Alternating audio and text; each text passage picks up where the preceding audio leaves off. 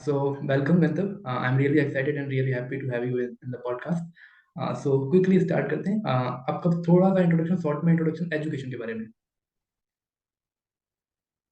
Sure. So I am गंतव्य मालविया। मेरा नाम गंतव्य मालविया है। मैं एलएनसीटी भोपाल से बीटेक कर रहा हूँ अभी। मैं अभी फाइनल ईयर में हूँ और मेरा प्लेसमेंट रिसेंटली अमेजोन जर्मनी में हुआ है। एज वेल एज मैं कंटेंट क्रिएट करता हूँ लिंक्डइन ट्विटर पे। एंड मैं कम्युनिटी भी रन करता हूँ जिसका नाम है कोड मिस्टिक। एंड उसमें अराउंड 4,500 मेंबर्स हैं अभी।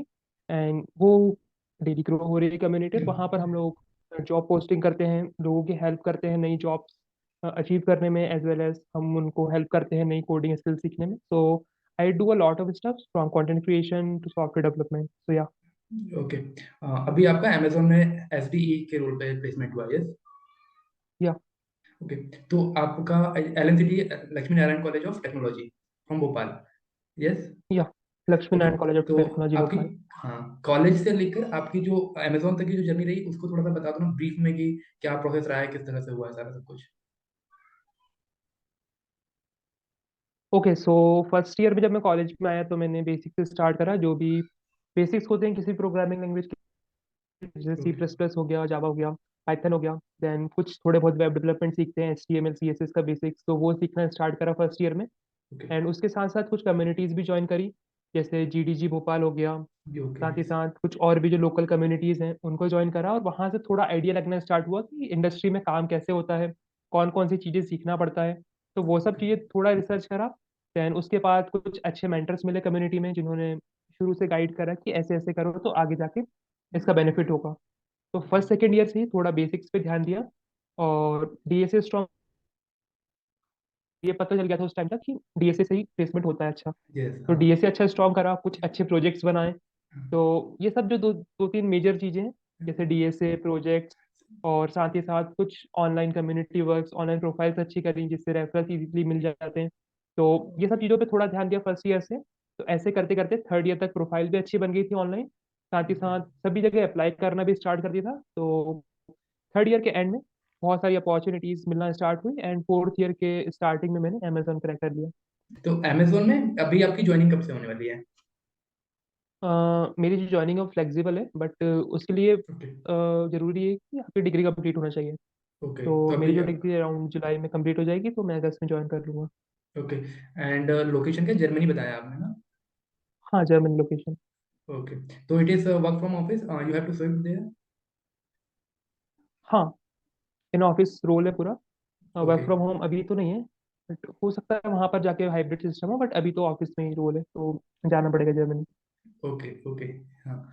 तो इसमें अभी आई थिंक अगर जो भी अभी तो आपका 2023 का आपका पास आउट है, अगर कोई 2022 का बैच आउट है तो उसको अभी क्या प्रिपरेशन वो कर सकता है, वो बच्चा क्या क्या चीज़ों को की पॉइंट्स है जिसको वो टेक केयर कर सकता है अगर वो अमेजोन के लिए तैयारी कर रहा है तो?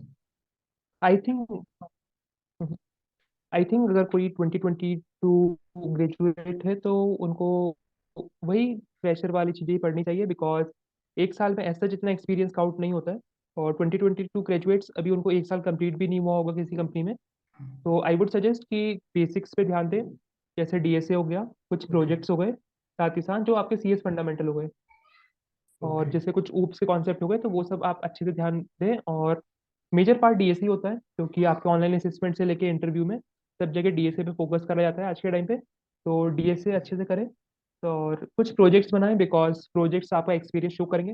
प्रोजेक्ट्स आपको ये बताएंगे रिज्यूमे में कि आपको कितना पहले का एक्सपीरियंस है, बिकॉज कोई भी फ्रेशर होता है उसके पास इतना वर्क एक्सपीरियंस नहीं होता है। तो यस. आपको कुछ ना कुछ एक्सपीरियंस शो करने के लिए प्रोजेक्ट्स होने चाहिए। तो इसलिए मैं कहूँगा कि दो कम से कम फुल स्टैक प्रोजेक्ट रखें रिज्यूमे में, तो ओके. आपको एक एज मिलेगा सभी अदर कैंडिडेट्स के ऊपर। तो या I think these two things are important, DSA and projects. Okay. And apply and करते रहें सभी जगह, जो कि अप्लाई करना जरूरी है। जो भी यस. या. अपॉर्चुनिटी आ रही है सभी जगह अप्लाई करते हैं। यस. एंड एग्जाम का पैटर्न बता पाएंगे, पैटर्न क्या था अमेजोन का whole from starting to end offer letter तक का? तो अमेजोन में 5 राउंड्स होते हैं। ओके. 5 राउंड्स में जो फर्स्ट 2 राउंड्स होते हैं वो ऑनलाइन असेसमेंट होते हैं, ओके. एंड जो लास्ट के 3 राउंड्स होते हैं 5 में से, वो फेस टू फेस इंटरव्यूज होते हैं। तो फर्स्ट 2 राउंड्स जो आपके ऑनलाइन असेसमेंट हो गए, वो उसमें से भी जो 2 ऑनलाइन असेसमेंट है, तो फर्स्ट ऑनलाइन असेसमेंट आपका डीएसए के बेसिस पे होगा, ओके. और सेकंड ऑनलाइन असेसमेंट आपका वर्क सिमुलेशन राउंड होता है। या आप उसको बोल सकते हैं work assessment round, work style assessment round. तो फर्स्ट राउंड की अगर हम बात करें तो फर्स्ट राउंड में डीएसए क्वेश्चंस पूछे जाते हैं। एंड ये वही लीड कोड के क्वेश्चंस होते हैं। Okay, yes, LeetCode medium to hard questions बोल सकते हैं हम इसको।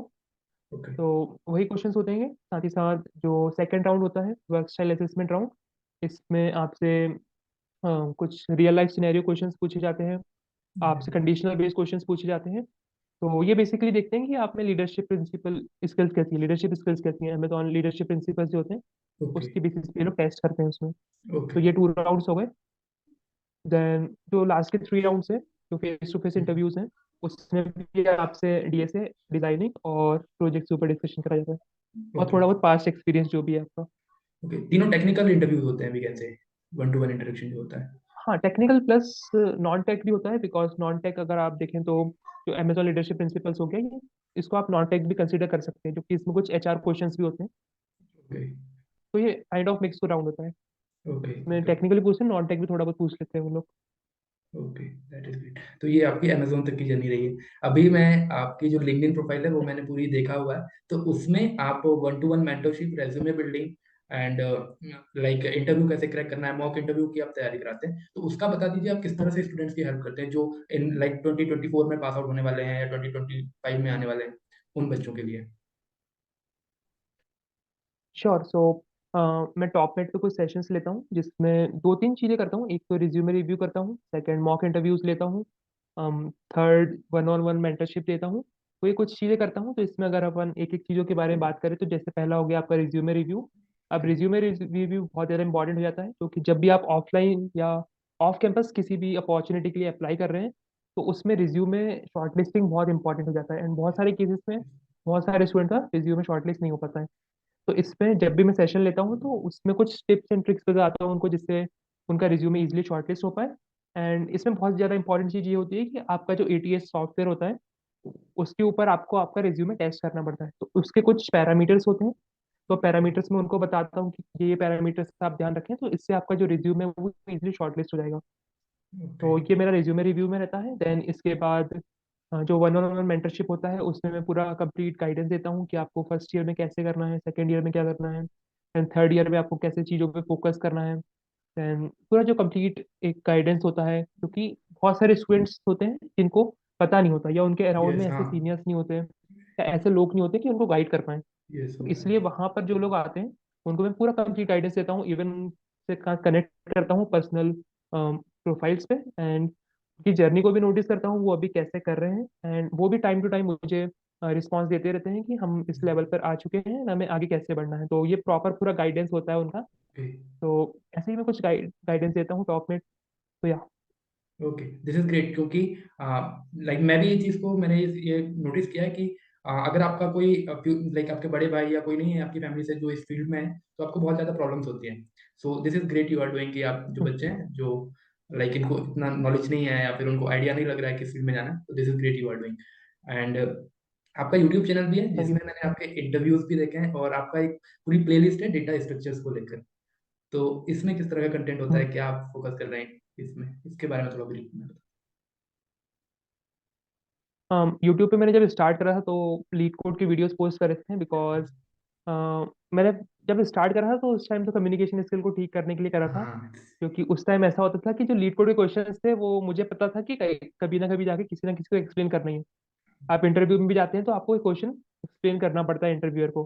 तो यस, मैंने सोचा कि अगर इसकी प्रैक्टिस करना है तो बेस्ट प्लेटफॉर्म है यूट्यूब। अपने वीडियोस डालो और वहां से लोगों का रिएक्शन पता चलेगा आपको कि किसी दिस को इज, समझ में आ रहा है कि नहीं आ रहा है।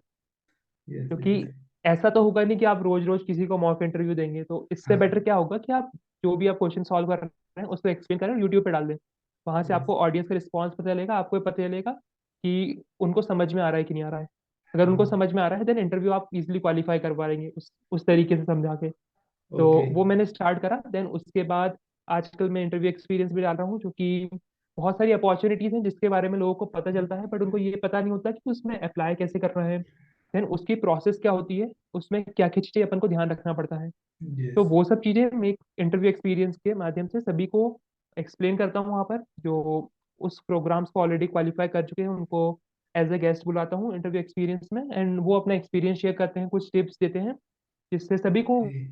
वो चीज़ हेल्पफुल होती है, वो हम्म। उसके बेसिस पे वो प्रोग्राम्स इजिली क्वालिफाई कर सकते हैं। Yes, this is great, this is great. हाँ, ये आपने जो यूट्यूब में वीडियोस बना के अपनी कम्युनिकेशन स्किल्स डेवलप करने का जो पॉइंट बताया, this is amazing and it is like trick कि अगर आपको सामने किसी को एक्सप्लेन करना है तो you can create video and audience के रिस्पॉन्स से आपको पता चल जाएगा कि how better you are hmm, in explaining the things और आपके कॉन्सेप्ट कितने अच्छे क्लियर हैं। एंड जो इंटरव्यूज वाला पार्ट है जो आप यहाँ रियली हेल्पफुल होता है कि किसी ने इंटरव्यू दिया है तो आप उनकी जर्नी को अपने अंदर समझ सकते हैं कि कैसी जर्नी रही है, तो आपको बेटर होता है हम्म, उस चीज को फेस करने में, आप प्री प्लान प्रिपेयर हो जाते हैं उसको लेकर। So this is great you are doing. And in future आपका क्या प्लान है कि फ्यूचर में आप किस तरह से इस जर्नी को कंटिन्यू करना चाहते हैं? अभी इतना तो कुछ सोचा नहीं है फ्यूचर के बारे में, ओके। बट ये है कि जिस भी फील्ड में जाना है उसमें कुछ लार्जर इम्पैक्ट क्रिएट करना है, जिससे कुछ लार्जर ऑडियंस को बेनिफिट हो सके। ओके। तो अभी तो यही है कि टेक्नोलॉजी की फील्ड में कुछ अच्छा करना है। ओके। टेक्नोलॉजी के की फील्ड में क्या कुछ ऐसा टेक्नोलॉजी का नाम बता सकते हैं या फिर कुछ पॉइंट्स जिस फील्ड में आप फोकस करने वाले हैं इन फ्यूचर? कुछ भी टेक एनेबल्ड, कुछ स्टार्टअप हो सकता है, टेक एनेबल्ड ओके।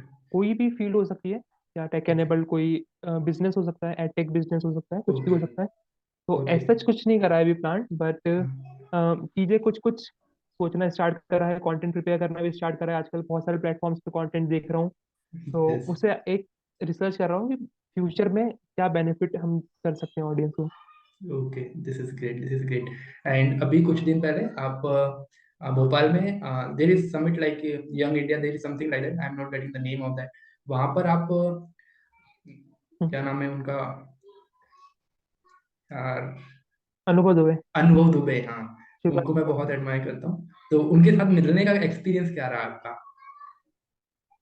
हम तो मुझे गवर्नमेंट ऑफ एमपी ने इनवाइट करा था एक इवेंट के लिए, यंग ओके। अचीवर्स। एंड मुझे भी इतना एक्सपेक्टेशन नहीं था कि इवेंट इतना बड़ा होने वाला है। ओके। एंड वहाँ पे जब मैंने गेस्ट देखे, क्योंकि यंग अचीवर्स बहुत सारे थे और सभी फील्ड्स के थे, मतलब वहाँ पर इवन जो फिल्म इंडस्ट्री में थे वो लोग भी आए थे, ओलंपिक चैंपियंस भी आए थे, इंडियन क्रिकेट टीम भी आई थी। तो ओके। बहुत सारे लोग थे, सभी सभी फील्ड्स के थे, मतलब स्टार्टअप के भी थे, एक्टर्स भी थे, स्पोर्ट्स के थे, तो सभी फील्ड के लोग आए थे वहाँ पे। एंड मुझे ओके। एक्सपेक्टेशन नहीं थी कि इतने अच्छे अच्छे लोग आने वाले हैं वहाँ पे। वाओ। तो जब मैं पहली बार पहुंचा तो आधे लोगों को तो मैं जान नहीं पाया, हाँ। तो आधे ओके। लोगों को तो मैं पहचान नहीं पाया था कि ये लोग इस फील्ड में इतना अच्छा अच्छा कर रहे हैं, क्योंकि यस। वहाँ पर जो भी लोग थे वो उनके फील्ड के टॉप लोग थे। ओके। तो जैसे और जो एमपी से टॉप लोग थे, तो जैसे स्टार्टअप में इस टाइम पे सबसे टॉप पे चाय सुट्टा बार के जो फाउंडर हैं अनुभव दुबे, वो बेस्ट परफॉर्म कर रहे हैं in terms of marketing and all. तो उनको इनवाइट करा गया था वहाँ पर, एंड मुझे मौका मिला उनसे मिलने का। एंड इवन हम लोगों ने सेम सीट्स भी शेयर करी थी वाओ। पूरे प्रोग्राम में, तो उनसे बहुत अच्छा डिस्कशन हुआ वहाँ पर। उन्होंने बहुत सारी चीज़ें बताई स्टाफ के बारे में, और उन्हें बिल्कुल फ्रेंडली मैनर में बात करी, जो नॉर्मल डिस्कशंस होता है एक बड़े भाई छोटे भाई में, तो उस टाइप से हम ओके। लोग का डिस्कशन हुआ। और बहुत सही डिस्कशन था वो। साथ ही वो। साथ और भी अच्छे अच्छे फाउंडर से मिला मैं। तो या okay, that's great, this is amazing. क्योंकि कि अनुभव दुबे से I am really inspired of that, मतलब बहुत ही ज़्यादा इंस्पिरेशन मिलती है उस पर्सन से। और उनको आपके साथ देखकर मुझे लगा कि wow, this is great. And वो मतलब वो आपको जो इनविटेशन मिला वो कैसे मिला, उसका कुछ बता सकते हैं? क्या रीज़न था आपको उसमें इनवाइट किया गया एमपी गवर्नमेंट की तरफ? इनविटेशन का तो ऐसा मुझे भी नहीं पता, क्योंकि ओके। मुझे डायरेक्ट कॉल आया था मिनिस्ट्री से। जो डायरेक्टरेट ऑफ टेक्निकल एजुकेशन है उनका डायरेक्टर का ही मुझे कॉल आया था एक दिन कि आपको इस प्रोग्राम के लिए इनवाइट करा गया है। And okay. बहुत सारे अचीवमेंट्स के थ्रू वो लोग शॉर्टलिस्ट करते हैं। जैसे एक तो मेरा अमेजोन का जो ऑफर था वो आई गेस एमपी स्टेट में मैक्सिमम था, हाईएस्ट था, वाओ। तो उस कारण से भी हो सकता है। वो डिस्क्लोज देन कर उसके सकते हैं? बाद कुछ जो ऑनलाइन प्रोफाइल्स हैं, I am not forcing that, disclose कर सकते हैं नंबर कि हाईएस्ट ऑफर था तो? अराउंड 1 करोड़ के अराउंड है। ओके। ओके, दैट्स तो ग्रेट, वाओ। तो वो ऑफर मतलब उस टाइम मीडिया में बहुत आया था ये। Even okay. दैनिक भास्कर में बहुत बड़ा आर्टिकल आया था इस बारे में, तो उससे हो सकता है कि गवर्नमेंट को पता चला हो। ओके। देन उसके बाद जो उन लोगों ने थोड़ा रिसर्च करा होगा मेरे बारे में, तो कुछ ऑनलाइन प्रोफाइल्स दिखी होगी उनको, लिंक्डइन, ट्विटर, तो वहां पर भी थोड़ी अच्छी रीच है मेरी, तो उस कारण से हाँ। मुझे लगता है कि मुझे इस इवेंट के लिए कॉल करा गया था। एंड या उसमें मतलब जो एमपी में टॉप 100 यंग अचीवर्स थे उसमें से मैं था। Okay, and even that's CM house में भी पोस्टर पे फोटो लगी थी, तो बहुत प्राउड मोमेंट था वो। Wow, this is really proud moment जो होता है। And that's all really amazing, I am really inspired of you. और मीन्स बहुत कुछ सीखने को मीन्स मिला अलॉट है एंड बहुत कुछ जानने को मिला है मुझे भी। And really thankful to you Gantavya कि आप पॉडकास्ट में, मैंने सोचा भी नहीं था कि मैं स्टोरी में रिस्पॉन्स करूंगा और आप बोलेंगे कि यस हम लोग कल पॉडकास्ट करते हैं, इतना सडन हो जाएगा सब कुछ। एंड फाइनली हुआ है। And thank you so much, thanks a lot. आपका इतना प्रीशियस टाइम आपने मुझे दिया है। Thanks a lot. Thanks for having means a lot to me. Thank you so much, thanks a lot.